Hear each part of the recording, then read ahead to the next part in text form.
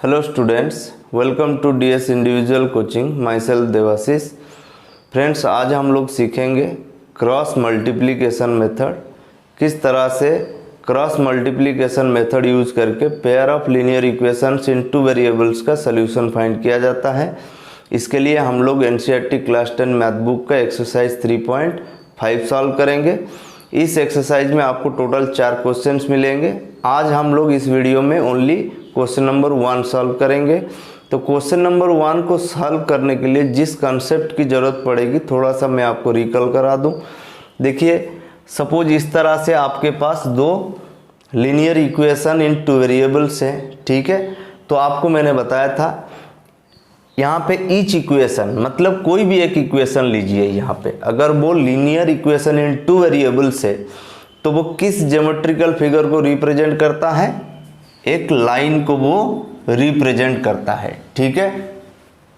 तो देखिए, ये एक लाइन का इक्वेशन है, ये अनदर लाइन का इक्वेशन है, ठीक है। मैंने आपको बताया था कि इन इक्वेशन से अगर हम a1/a2 b1/b2 c1/c2 ये रेशियो फाइंड कर लेंगे तो उससे हमें पता चल जाएगा कि ये दोनों लाइन जो है इंटरसेक्टिंग है या कोइंसिडेंट है या पैरेलल है, ठीक है। अगर इंटरसेक्टिंग होगा, मैंने बताया था, एक सॉल्यूशन है, और कोइंसिडेंट है तो इनफाइनाइट मेनी सॉल्यूशंस, और पैरेलल है तो कोई सॉल्यूशन दोनों का नहीं है।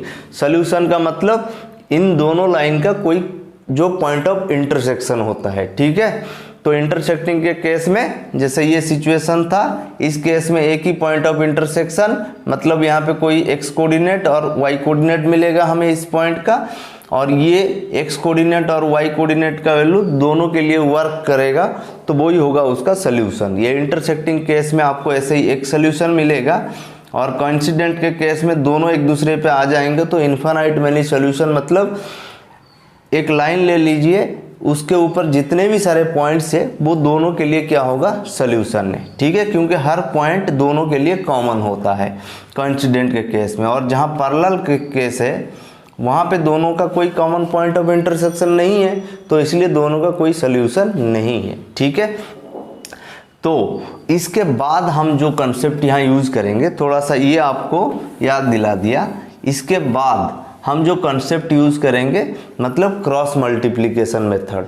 और आपको मैं बता दूं कि ये जो क्रॉस मल्टीप्लिकेशन मेथड कब यूज होगा, चाहे वो कोई भी मेथड हो, चाहे वो सब्स्टिट्यूशन मेथड हो, चाहे वो एलिमिनेशन मेथड हो, चाहे वो क्रॉस मल्टीप्लिकेशन मेथड हो, कोई भी मेथड यूज करके जब आप ऐसे ही 2 इक्वेशन का सल्यूशन फाइंड करेंगे, कंडीशन ए है कि वो दोनों इंटरसेक्टिंग के केस में आना चाहिए। अगर ये दोनों इंटरसेक्टिंग मतलब दोनों लाइन अगर इंटरसेक्टिंग है, अगर उनका एक ही सल्यूशन है, तभी आप लोग क्या कर सकते हैं? कोई भी मेथड यूज कर सकते हैं, ठीक है।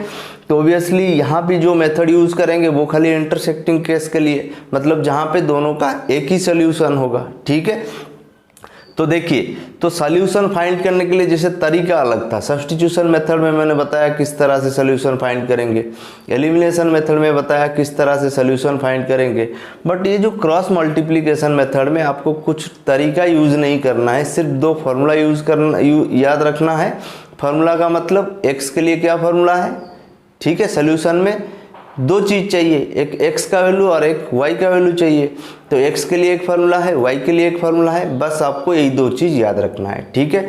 तो मैं आपको बता रहा हूँ कि याद रखने के लिए तरीका क्या होता है। देखिए, मैं दोनों का फार्मूला एक साथ लिखता हूँ। यहाँ x के लिए क्या फार्मूला यूज़ करने जा रहे हैं और y के लिए क्या फार्मूला यूज़ करने जा रहे हैं, ठीक है। हमें इन कोएफिशिएंट जैसे a1 b1 c1 और a2 b2 c2 इन्हीं का यूज़ करेंगे फार्मूला में, और हमें ये सॉल्यूशन मिल जाएगा। मतलब x का वैल्यू और y का वैल्यू मिल जाएगा, वो वैल्यू जो कि दोनों को सेटिस्फाई करेगा, ठीक है। वही है सॉल्यूशन। तो चलिए, सपोज ये दोनों इंटरसेक्टिंग केस में आ गए, ठीक है। इसका मतलब a1/a2 not equal to b1/b2, यही था इंटरसेक्टिंग केस कि जब a1/a2 का रेशियो b1/b2 का रेशियो इक्वल नहीं होगा तो वो इंटरसेक्टिंग केस है, एक सॉल्यूशन। अगर ये तीनों ratio a1/a2 b1/b2 c1/c2 equal हो गया तो वो कोइंसिडेंट केस में चला गया, जहाँ पे इनफाइनाइट मेनी सॉल्यूशन। बस आपको रेशियो दिखा के इन्फानाइट मैनी सोल्यूशन लिखना है और उसके बाद आपको आंसर को एंड करना है। अगर a1/a2 b1/b2 इक्वल है बट c1/c2 इक्वल नहीं है, वो इन दोनों रेशियो से अलग आया तो वो पैरेलल केस हो गया, तो वहाँ पे आप लिख देंगे no solution, answer end. But जहाँ पे a1/a2 not equal to b1/b2 हुआ तो उसी केस में आप लोग लिखेंगे इंटरसेक्टिंग वन सोल्यूशन, उसके बाद में जो फॉर्मूला लिखने जा रहा हूँ उसको यूज करेंगे। ठीक है, देखिए फॉर्मूला को कैसे लिखेंगे। सपोज आप एग्जाम में बैठे हैं तो पहले एग्जाम जब स्टार्ट करते हैं तो रफ में इसको पहले लिख दिया कीजिए। ठीक है, अगर आप भूल रहे हैं तो लिख दीजिए तो आसान हो जाएगा। ठीक है, और जो बच्चे थोड़ा स्ट्रांग है उनको तो याद ही रहेगा तो वो आराम से कर लेंगे। देखिए आप लोग कैसे करेंगे, देखिए यहाँ पे लिख दीजिए A B minus A B, यहाँ भी लिख दीजिए वही सेम चीज A B minus A B. ठीक है, यहाँ पे लिख दीजिए B C minus B C, यहाँ पे लिख दीजिए सी ए माइनस सी ए। ठीक है, अब देखिए फॉर्मूला कैसे बनता है। पहले मैंने फॉर्मेट बना दिया। ठीक है, इस तरह से पहले फॉर्मेट बना दीजिए। उसके बाद फॉर्मूला कैसे बनेगा, यहाँ 1 यहाँ 2 यहाँ 2 यहाँ 1 यहाँ 1 यहाँ 2 यहाँ 2 यहाँ 1। सेम प्रोसेस हम यहाँ पे करेंगे 1 2 2 1 1 2 2 1। ठीक है, बन गया हमारा फार्मूला। ठीक है, x के लिए फार्मूला क्या हो गया, b1 c2 minus b2 c1 upon a1 b2 minus a2 b1। सब रेशियो आपको पता होगा, खाली यहीं पे वैल्यू रख के x फाइंड कीजिए। तो यहाँ पे c1 a2 minus c2 a1 upon a1 b2 minus a2 b1। दोनों का देख लीजिए, जो डिनोमिनेटर दोनों का सेम है। ठीक है, खाली यहीं पे थोड़ा सा अलग है x के लिए और y के लिए। तो मैंने प्रोसेस बताया किस तरह से आप लोग इसको क्या करेंगे, क्वेश्चन को याद रखेंगे और किस तरह से कर पाएंगे। ठीक है, तो चलिए हम लोग क्वेश्चन नंबर 1 करते हैं।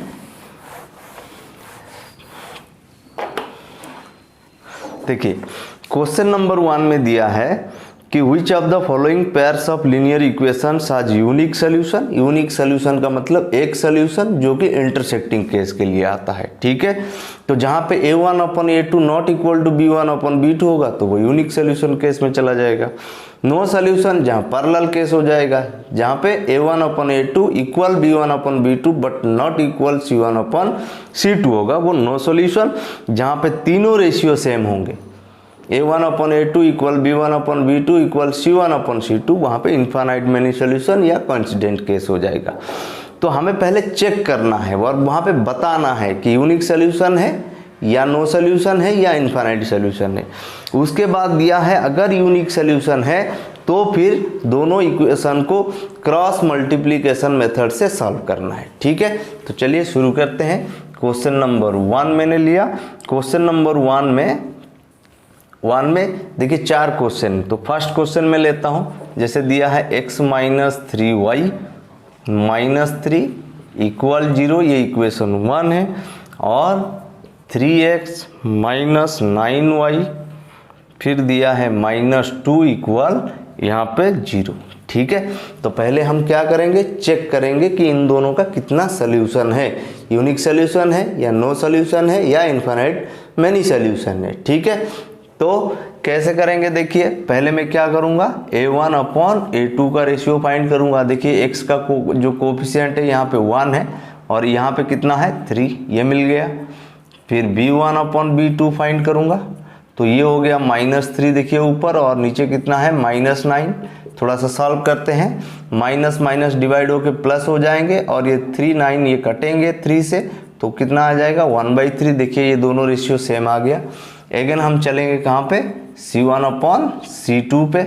अगर ये दोनों नहीं इक्वल आते तो हम डायरेक्टली लिख देते कि intersecting case unique solution, but ये दोनों सेम हो चुके हैं तो जरूरत किसकी पड़ेगी, c1/c2 की। ठीक है, जो कि यहाँ पे -3/-2 है, 3/2 है। देखिए ये दोनों सेम हुए बट ये क्या हो गया, अलग हो गया। तो इस ऐसे केस में मैं यहाँ लिख सकता हूँ a1/a2 equal b1/b2 but not equal c1/c2 है। ठीक है, तो ये कौन सा केस हो गया, पैरेलल केस। तो यहाँ पे पैरेलल केस आया, तो इसका मतलब नो सॉल्यूशन। ये रहा इस क्वेश्चन का आंसर। आगे और सॉल्व नहीं होगा, आगे सिर्फ सॉल्व होगा जहाँ पे यूनिक सोल्यूशन केस आएगा, मतलब इंटरसेक्टिंग केस आएगा। ठीक है, तो अगेन हम लोग सेकंड क्वेश्चन करते हैं।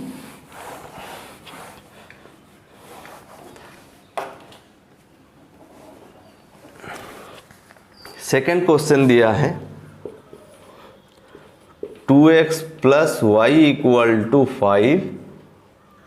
तो आप लोग थोड़ा सा याद रखिए, ध्यान दीजिए, अगर आप इक्वेशन में देख रहे हैं कि कांस्टेंट जो है इक्वल के राइट साइड में है, तो पहले आपको क्या करना होगा, उसको लेफ्ट साइड लाना होगा। ये ध्यान रखिए, आपको इस फॉर्मेट पे लिखना होगा। राइट साइड में हमेशा आपका 0 होना चाहिए। ये रहा आपका इक्वेशन 1। ये चीज़ आपको क्रॉस मल्टीप्लिकेशन मेथड करने के टाइम पे ध्यान रखना पड़ेगा। ठीक है, इसके बाद दिया है 3x plus 2y equal to 8। अब मैं क्या करूँगा, यहाँ पे कांस्टेंट राइट साइड में है तो लेफ्ट लाऊंगा। 3x plus 2y minus 8 equal to 0 हो गया। ठीक है, अब मैं चेक करने जा रहा हूँ, तो पहले मैं क्या करूँगा, a1 अपॉन a2 फाइंड करूँगा जो कि 2/3 है। Again b1 upon b2 find करूँगा जो कि यहाँ पे y का कोफिशिएंट प्लस साइन खाली देख रहे हो, कोई संख्या नहीं मतलब 1, और नीचे हो गया y का कोफिशिएंट +2।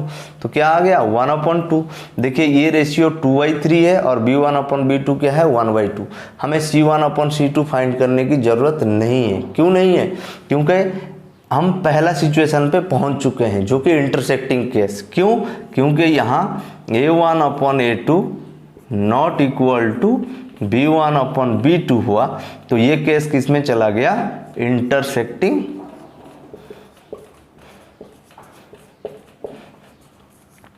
और यहाँ पे क्या लिखूंगा, यूनिक सॉल्यूशन।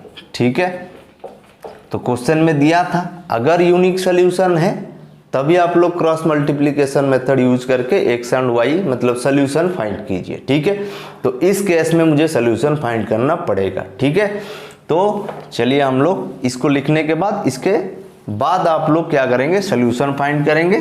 तो कैसे करेंगे मैं बता दे रहा हूँ। तो पहले आपको क्या करना होगा, देखिए जैसे इस इक्वेशन को देख लीजिए, मैं यहीं पे लिख दे रहा हूँ। जैसे यहाँ पे a1 कितना है देख लीजिए 2 है। अगेन b1 कितना हो गया, यहाँ पे y का कोफिशिएंट 1 है, और c1 कितना हो गया -5। ठीक है, यहाँ इसको नहीं लेंगे, इस तरह से लिखेंगे, राइट साइड में 0 करेंगे, कांस्टेंट को यहाँ लाएंगे। राइट साइड में आपको 0 होना चाहिए। अगर कोई भी टर्म वहाँ है, चाहे इन तीनों में से कोई भी टर्म राइट साइड में होता तो मैं उसको लेफ्ट लाता। पहले इस फॉर्मेट पे लिखूंगा इक्वल 0 फॉर्म पे, उसके बाद में a1 b1 c1 लिखूंगा। ठीक है, या फिर वो जो चेक करने का टाइम में भी ऐसे होना चाहिए। ठीक है, अब देखिए इसके बाद a2 कितना हो गया आपका 3, b2 हो गया 2, और c2 जो है आपका हो गया -8। ठीक है, अब मुझे क्या करना है, x का वैल्यू फाइंड करना है। फॉर्मूला बताया था b1 c2 minus b2 c1, a1 b2 minus a2 b1। ठीक है, अब देखिए वैल्यू रख देते हैं यहाँ पे। b1 कितना है देखिए 1 इंटू c2 कितना है देख लीजिए -8, फिर यहाँ माइनस से माइनस दे दिया। b2 कितना है 2, c1 कितना देख लीजिए -5। अगेन हम a1 देखेंगे, a1 कितना है 2, b2 कितना है ये भी 2, फिर माइनस a2 कितना देख लीजिए यहाँ पे 2 है, b1 कितना है देख लीजिए 1 है। सॉल्व करते हैं, देख लीजिए ये हो गया 1 इंटू -8 देखिए -2 इंटू -5 कितना हो गया यहाँ पे +10। 2 इंटू 2 क्या हो गया 4, यहाँ पे माइनस आएगा क्योंकि ये दोनों पॉजिटिव है, मल्टीप्लाई होकर 2 आएगा। अब हम यहाँ पे x इक्वल देखिए ऊपर सॉल्व कीजिए 2 आएगा और नीचे भी 2 आएगा।